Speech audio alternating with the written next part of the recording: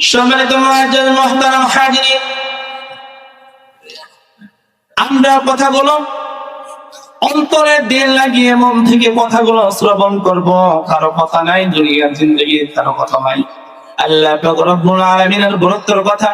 যে কথাটা ঈমানদার মুমিন বান্দারা ধারণ করবে, ঈমানদার মুমিন বান্দারা ধারণ করার কারণে আল্লাহ তাআলা এর বিনিময় জান্নাত দান করবেন। বলেন সুবহানাল্লাহ। এই জন্য আল্লাহ পাক রব্বুল আলামিন বড় মহব্বত করে ভালোবাসে আল্লাহ তাআলা ডাক দিয়ে বলেন, ইয়াওমান তুরজাউনা ফীহি ইলাল্লাহ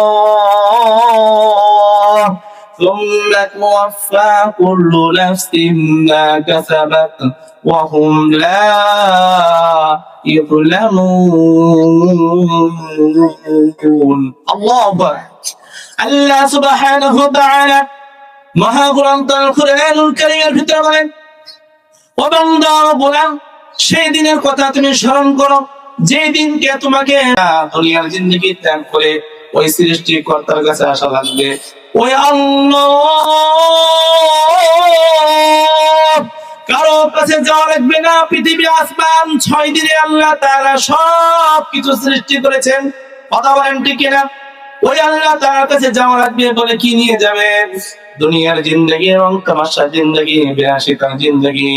এই জিন্দেগিতে যাহা কিছু করবেন সব কিছু হবে একমাত্র ক্ষমতা এবং টাকার বলে। কথা বলেন ঠিক কিনা? হাকিকত সে তো দুনিয়া বেখবর হাই, दुनिया की नुमाइश पर नजर है नमी गोयन के दुनिया जुदाबाश बहर करे के बाशी बा खुदाबाश।